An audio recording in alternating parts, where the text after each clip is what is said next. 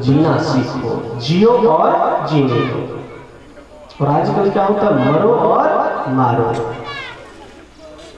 न स्वयं जियो न चैन से जीने दो।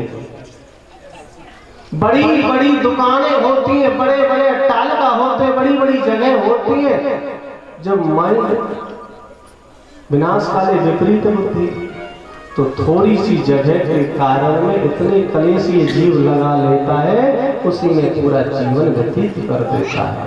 केस लड़ लड़ करके जंजालों में जेल आती है, होता है ना। इसका मतलब है ना तो वो जी रहा है और ना जीने दे रहा है। शास्त्र कहता है जियो और जीने दो, न कोई लाया और न ले जाएगा। ऐसा ही आप सब कहते हो ना कोई साथ में लाया और ना ले जाएगा, ये सत्य बात है, परंतु ये सत्य बात है। जीव लेकर के भी जाता है और लेकर के भी आता है, परंतु क्या जीव अपना प्रारब्ध लेकर के आता है, जो उसने पिछला कर्म किया है। क्योंकि वो नहीं आएगा तो आपको दुख सुख कैसे प्राप्त होगा।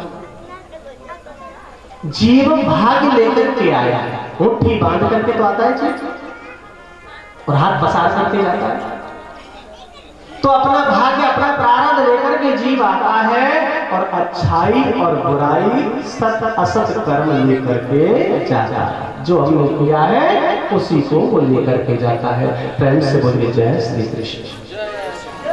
इसलिए जब हमको ले ही जाना है तो हम सत्पात्री बने कि हमको वहां पर क्या जवाब देना है। यहां पर यदि पुलिस के पास में जा रहे हो तो वो रिश्वत ले सकती है, रिश्वतखोर हो सकती है, परंतु वहां का जो प्रशासन है वो रिश्वत नहीं लेता। जो जीव जैसा करता है उसका परिणाम वही प्राप्त कराता है। ये ध्यान दीजिए। आज सुंदर भाव में आत्मदेव नामक ब्राह्मण ने ग्लानि ली, सामने भगवत कृपा हुई, साधु संत ब्राह्मण मिले। विचार करने लगे साधु का जो मिलना है वो कभी अखारक जाता नहीं, क्योंकि साधु नाम दर्शनम लोके, साधुओं का जो दर्शन है वो परम मंगलदायक होता है। घर के अंदर में ब्राह्मण और साधु के चरण प्रक्षालन होना, उनको भोजन कराना, उनकी सेवा करना, ये साधारण कर्म से नहीं। जब जन्मांतर के पूर्व पुण्य उदय होते हैं तब जाकर के साधु ब्राह्मण की सेवा का अवसर प्राप्त होता है। संत भगवान का दर्जा होता है, ब्राह्मण भगवान का दर्जा माना जाता है। इसीलिए पूजनीय को यदि पूजनीय मानोगे तो समझ लो सदाचार हमारे अंतःकरण में प्रकट हो जाता है।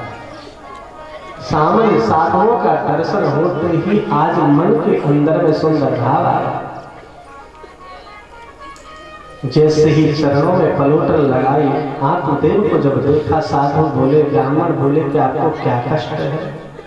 बोले प्रभु मेरे पास में कोई संतान नहीं है, आप मेरी हस्तरेखा देख करके बता सकते हो कि संतान होगी या नहीं? बोले हाँ अभी देखिए। जैसे ही ब्राह्मणों ने ब्रह्माक्षर वाचे हस्तरेखा देखी, क्या कह दिया? सप्त जन्मावधि तब पुत्रो नहीं बचा, नहीं बचा। एक जन्म की तो चले क्या, 7 जन्म तक तुम्हारे कोई संतान नहीं। अब विचार करो कि जब एक जन्म में इतना कष्ट हो रहा है तो 7 जन्म में कितना कष्ट होगा। आत्मदेव नामक ब्राह्मण विचार करने लगा कि प्रभु जब इतनी बात है, अब तक तो मैं थोड़ा विचार कर रहा था, अब तो मैं तुम्हारे चरणों में ही अपने शरीर का त्यागन करूंगा। ब्राह्मण बोले कि ये ब्राह्मण है और यदि ब्राह्मण हमारे चरणों में यदि पतित हो गया तो हमें ब्रह्म हत्या लग जाएगी। भैया कोई ऐसा उपाय करो हमें भी ब्रह्म हत्या न लगे और इसका भी काम हो जाए। संत हृदय नवनीत समाधि, और आपको पता भी होगा और जानते भी होंगे, यदि डॉक्टर की इच्छा होती है वो डेली अगरबत्ती धूपबत्ती जलाता है तो क्या कहता है, आप अधिक से अधिक बीमार हो और उनके पास में ग्राहक बन करके जाए। होता है एक वकील इसलिए अगरबत्ती जलाता है कि इस गांव के अंदर में ज्यादा से ज्यादा लड़ाई झगड़े हों और केस बन करके वो मेरे पास में आ जाए। ये सत्य है, असत्य सत्य है।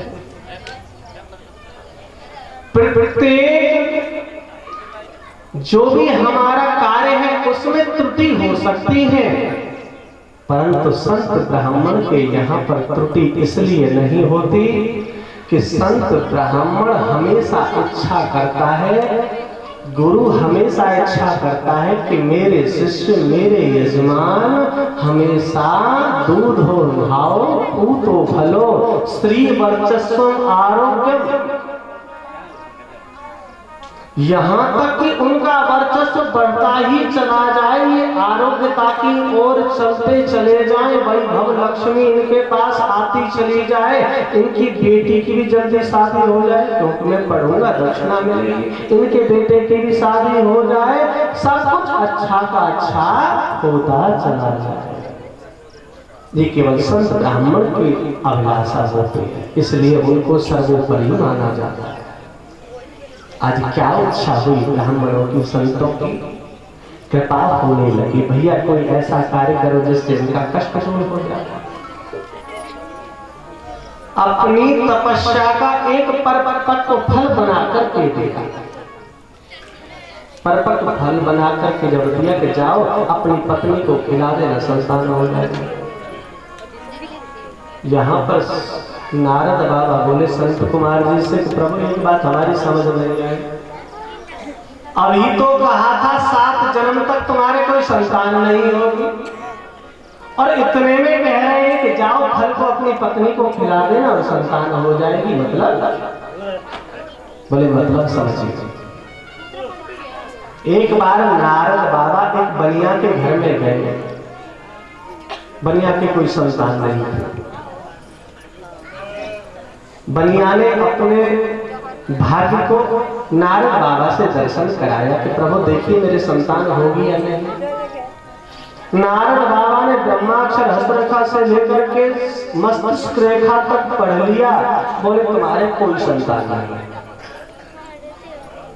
शांत बैठ गए, परंतु एक दिन क्या देखा सेठ जी ने, एक वैरागी यति जो भूखा है, जोर से आवाज लगा करके आ रहा है कि जो मुझे 1 रोटी देगा उसके 1 पुत्र, जो 2 रोटी देगा 2 पुत्र, 3 रोटी देगा 3 पुत्र, 4 रोटी देगा 4 पुत्र हो जाएंगे। जैसे ही सुना उस बड़े ने दौड़ करके गया, उस यति ब्राह्मण को पकड़ करके जब लाए, बोला प्रभु मैं आपको भोजन कराऊंगा। स्वादिष्ट भोजन ब्राह्मण को जब कराया, तृप्त हो गया, पेट पर हाथ फेर दिया। संत ब्राह्मण जब अपने पेट पर छिप जाए ना, आनंद से भोजन रुचिकर कर ले, तो समझ लो उसी समय पूरा आशीर्वाद मिल जाता है, क्योंकि ब्राह्मण के जठर के अंदर में अग्नि इतनी प्रबल होती है जिसे जठराग्नि कहा जाता है। वह यदि शांत हो गई तो स्थिर भाव में सबसे अधिक आशीर्वाद प्रदान कर देते हैं। जैसे ही प्रसाद पाया, आशीर्वाद दे दिया, जाओ भैया तुम्हारे 4 संतान हो जाए। संतान हुई, 4 संतान जब हुई तो नारद बाबा पुनः किसी दिन फिर से उसी बनिया के घर में आए, हाल चाल पूछने। नारायण नारायण नारायण। जब देखे 4 वाला, नारद जी बोले भैया ये किसके बच्चे हैं? बोले प्रभु ये सब आपकी ही कृपा है, आपके ही बच्चे हैं। अब बनिया से तो कुछ कहा नहीं, सीधे नारायण भगवान के पास नारायण नारायण नारायण। प्रभु ये कैसी विचित्र विडंबना। बोले क्या हुआ कि पहले तो एक बात बताओ, फलाना जो बड़े बहन बनिया है उसके भाग्य को देखो, उसमें संतान है या नहीं। भगवान जी बोले उसके भाग्य में संतान नहीं है। बोले इसी बात को तो मैं कह करके आया था कि कोई संतान नहीं है, और उसी बात को तुम कह रहे हो कि कोई संतान नहीं है, पर जाकर के देखो उसके तो 4 संतान है, 4 संतान। भगवान बोले कि मैं यही तो तुम्हें समझाना चाह रहा हूं नारद, कि मुझसे भी कोई बड़ा है जिसे मैं मानता हूं, जिसे मैं अथाह प्रेम करता हूं। बोले मतलब? आज परमात्मा ने नारद बाबा को समझा दिया। मोरे बचन चाहे हो जाए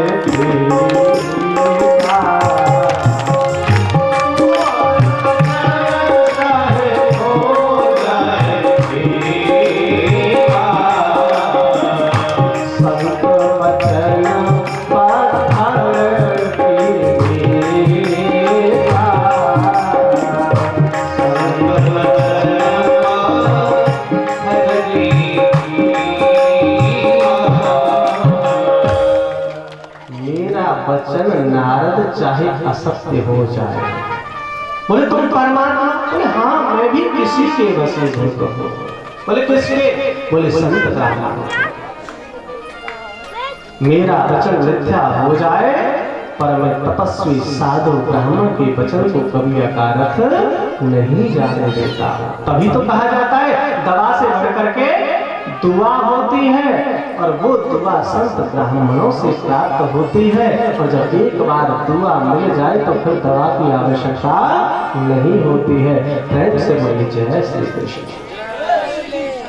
और आपको पता है परमात्मा सबसे पहले किसके लिए अपना आगमन करते हैं? और सत्यनारायण की कथा भी पढ़ते हैं कि ब्राह्मणों से प्रेम करने वाले परमात्मा ने उस वृद्ध ब्राह्मण से पूछा। इसका मतलब हो गया कि परमात्मा ब्राह्मणों के द्वारा सबका कल्याण कराते हैं, कभी डायरेक्ट सीधा नहीं करते हैं। क्योंकि बिना बिचौलिया, बिना मीडिएटर के तो कोई काम हो ही नहीं सकता। चाहे विवाह हो, चाहे वो यह लोग परलोक मोक्ष प्राप्ति है। आप यह लोग और परलोक को सुधारने के लिए किसका सहारा लेते हो? यह लोग के लिए शिक्षक का और परलोक के लिए सदगुरु का। जब तक सदगुरु मीडिएटर ना हो भगवान की प्राप्ति नहीं होती है। गुरु बिन भव नित तरह न कोई, जो विरंच संपर्क हो। परमात्मा ने अपना मीडिएटर भेज रखा है ब्राह्मण को, संत को। आज संतों ने कृपा की परिपक्व फल बनाकर के दे दिया, और भाग लिया जाता है जहां पर भी संत सामने आ जाए, ब्राह्मण सामने में आ जाए, कोई मंदिर देवालय सामने में आ जाए, गौ माता सामने में आ जाए, तो हमें उनको झुक करके प्रणाम करना चाहिए। यहां तक भाव दे दिया है, वो सब देव रूप है। चप्पल उतार करके उसी समय प्रणाम करना चाहिए। अहंकार का फलीभूत नहीं। क्रिया हमारी कहती है सामने से संत ब्राह्मण गौ देवालय कोई भी पड़ जाए, उसी समय अपनी पादुका को अलग उतार करके और साष्टांग भाव से नमन करना चाहिए, जिससे कि झुकने से अहंकार चला जाता है। और झुकता कौन है? नमन्ति फलिनो वृक्षा नमन्ति गुणनो जना, सुस्त वृक्षाच मूर्खाच न नमन्ति कदाचन। जो गुणी व्यक्ति होगा, जिसे ज्ञान होगा, वो झुकेगा। जैसे फलदार वृक्ष झुक जाता है, और जो सूखा हुआ पेड़ है वो कभी झुकता नहीं, जैसे झुकाओगे वो टूट जाता है। उसी प्रकार से जो गुणवान व्यक्ति होता है वो झुक जाता है, पर जो मूर्ख होता है वो कभी झुकता नहीं। हमें झुक कर के चलना चाहिए, ये संत से सीखनी चाहिए। संत हृदय नवनीत समाज, जहां पर संतों के आशीर्वाद से आत्मदेव अपने घर आए, अपनी पत्नी को फल देकर के कहा यह फल आप प्राप्त ग्रहण कीजिए, इससे संतान प्राप्त होगी। अब कुटिल मंद बुद्धि है, इतने में बहन आ गई। बहन बोली ये क्या है? बोले मेरे पतिदेव ने फल दिया, इससे संतान होगी। फलों से कोई संतान होगी? अविश्वास। बोले यदि ऐसा है भी तो तुम्हारी जो गाय वो भी तो बांझ है, उस फल को उसे खिला दो, इसकी परीक्षा भी हो जाएगी। बोले फिर मेरा क्या हुआ? बोले मेरी कुक्षी में जो बालक पल रहा है उसका जन्म होते मैं चुपचाप तुझे दे जाऊंगी, तू मुझे थोड़ा सा धन दे दे। बोले ये ठीक रहेगा, कष्ट भी ना होगा और काम भी बन जाएगा।